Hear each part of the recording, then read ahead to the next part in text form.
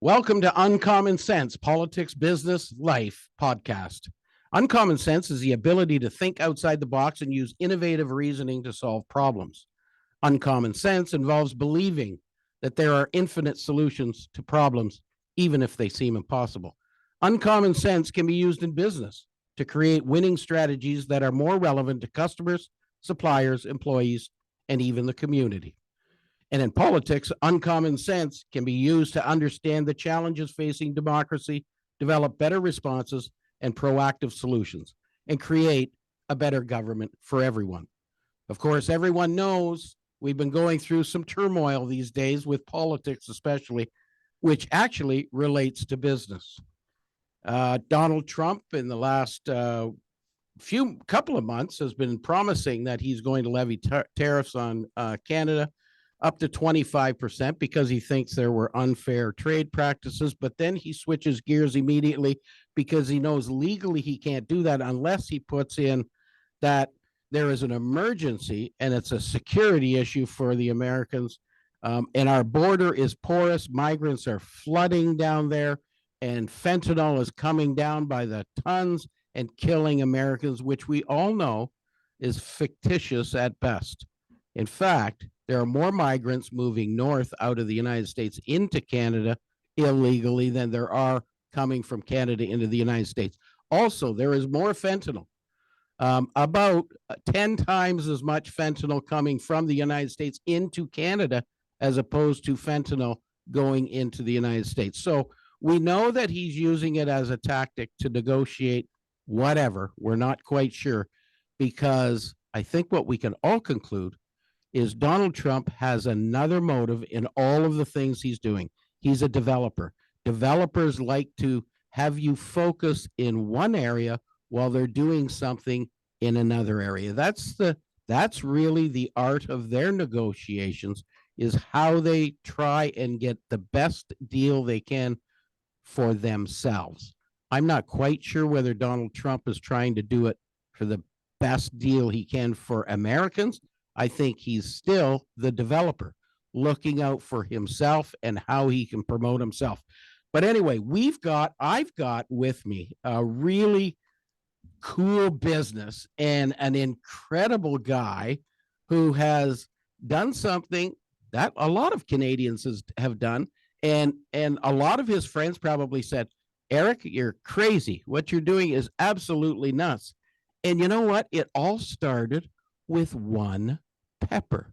Yes, pepper. The pepper that you grow in your garden. Or, as my wife would say, the peppers that, Greg, you try and grow in our garden. Well, Erik Begg is Erik Begg, I'll tell you what he is. He is the owner of Sorry Sauce, which is in Lebanon, Ontario. And if you don't know where Lebanon, Ontario is, you haven't explored Ontario, but you should, because it's a beautiful part of the world. It's in and around the Listowel area and really into the rural urban part of Ontario. It's absolutely beautiful countryside. But Erik Begg is the Sorry Sauce sorcerer, aka Twitch and Kitchen magician from sorrysauce.ca, a Canadian hot sauce manufacturer right here at home. Erik Begg, welcome to Uncommon Sense. Good morning, Greg. Thank you very much for having me on. It's You nice know to be what? here. Your story is so amazing. And before we get into what you're doing to support, combat, or take a stand on what's happening internationally, I think what our listeners would like to hear is your story. Tell us the story on where did this come from? Like, were you a connoisseur? Were you a culinary person that went to school to learn how to make sauces out of peppers? Where did this come from? No, I'm just a guy who likes to eat. And uh, I've always liked hot foods. One of my shticks, I'm a musician as well. So I grew up playing in punk rock bands, and I lived downtown in cities. And I was out in Vancouver for 13 years. And one of my favorite things to do was to go into the curry restaurant and say, well, how hot do you make it? And sometimes they brought me some food that I had some difficulty eating, but I always managed my way through it. And so you Wow. fast forward a few years, the quick version of the story is I ran into the hot goth chick from high school 20 years after graduation.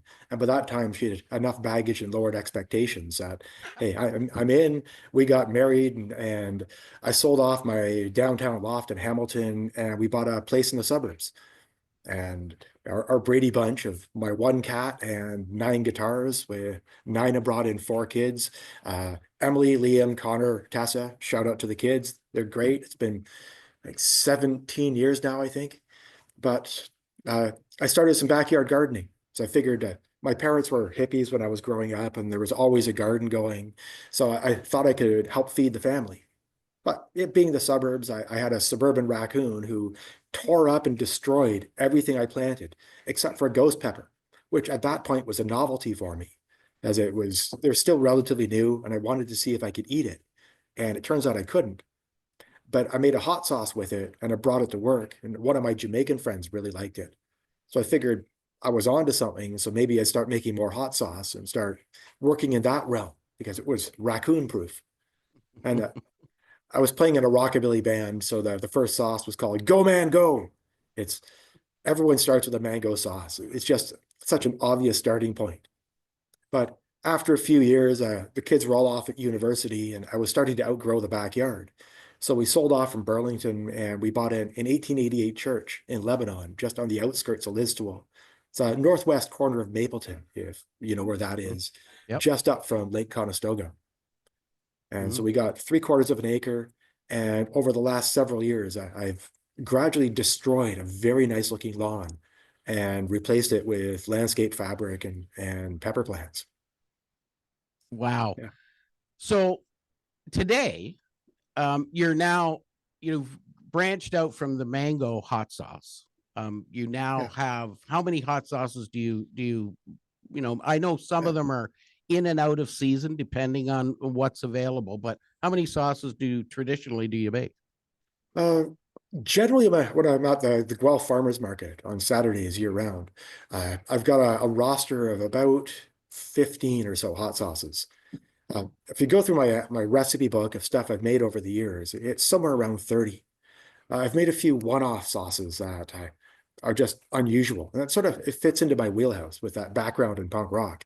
I make the same mango sauce everyone does, but if I can make something unusual that you've never seen before, then I find that really exciting. You got it. You got any sauces that Erik can't take? No, I No? can handle everything I've made, right up into including, I make a sauce called Cherry Noble. It's Niagara black cherries, a black cocoa, and vanilla bean. And I've had feedback that it's, if not the hottest, it's right up there as the hottest all natural sauce made in Canada. And Wow. it's pretty intense. It's about a 10-minute pepper ride. And again, it's an intense experience.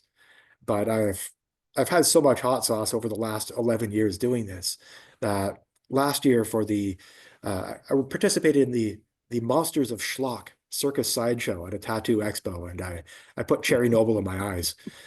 And a terrible idea. I do not recommend. 1 out of 10. But the crowd went wild, and uh, the pain lasts for 15 minutes, and the funny lasts forever. So hey, why Yeah. not? I've got a couple buddies who say that they can tolerate anything. I think I'm gonna have to get a bottle of that Cherry Noble, and we'll see what they can handle.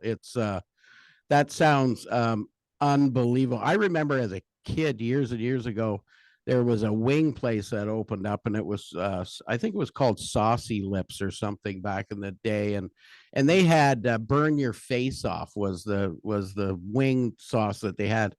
And if I remember correctly, people used to tell me it took about a pitcher of beer before you could actually tolerate the burn your face off sauce. But hot sauce today, Erik, is it. People are trying to find the best they possibly can, the most unique. It's everybody seems to have, Canadian tongues have seemed to come around to hot, spicy foods. No, absolutely. I think the industry is doing now what salsa did a few years ago when it overtook ketchup as being the top condiment in North America. Yeah. And the thing I like about the current craft hot sauce industry is that it's sort of mirroring what we get with craft beer, where in a lot of cases, it's not the individual sauce that has the value. It's the crafter or the sauce house. Mhm. And so I've got my soy sauce, and there are a handful of really good other ones across Ontario. Like my good friend Heiko, hot sauce up in Ottawa. There's Purple Tongue hot sauce out in Ajax.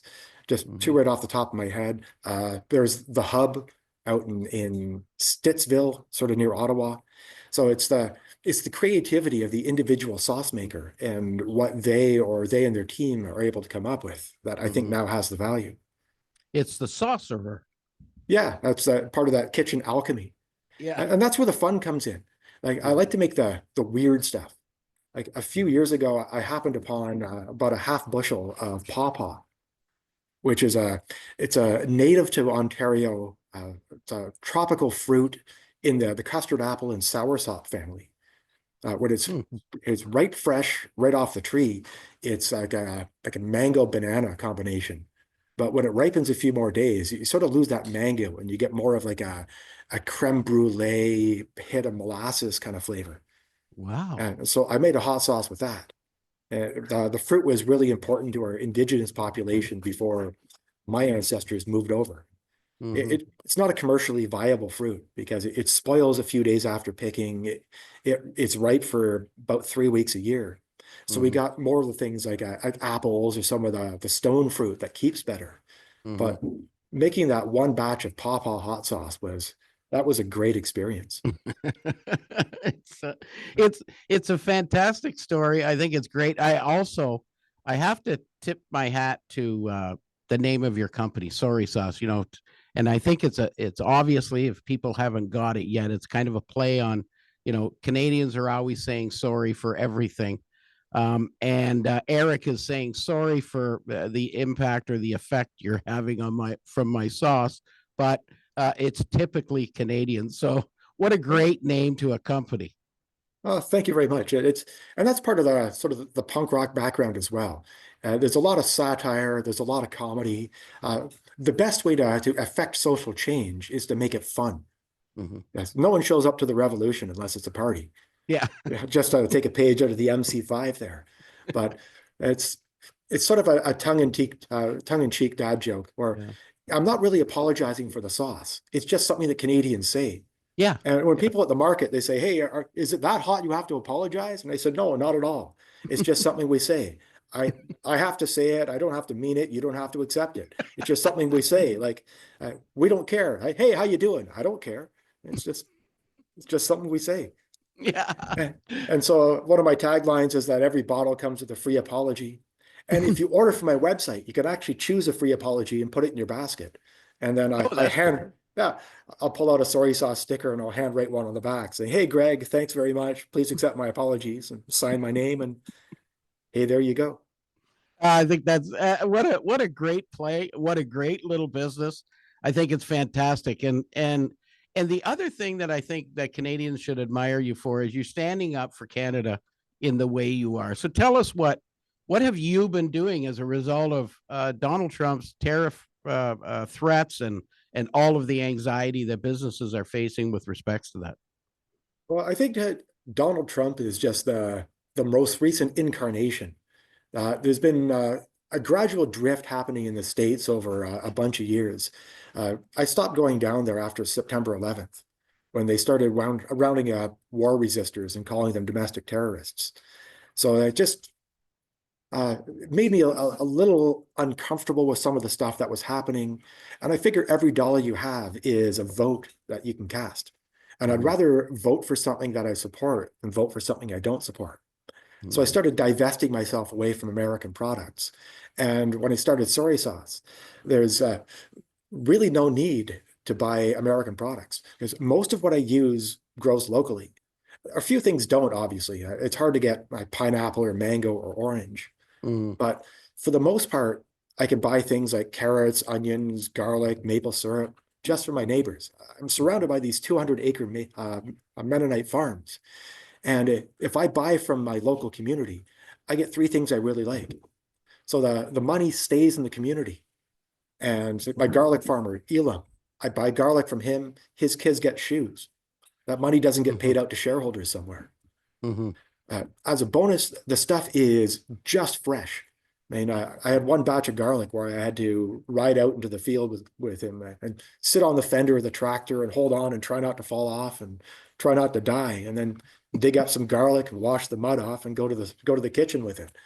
So things are so fresh that it's an unparalleled quality. Mm-hmm. And then on top of that, with him, I'm just using Elam again as an example. He's a kilometer down the road from me.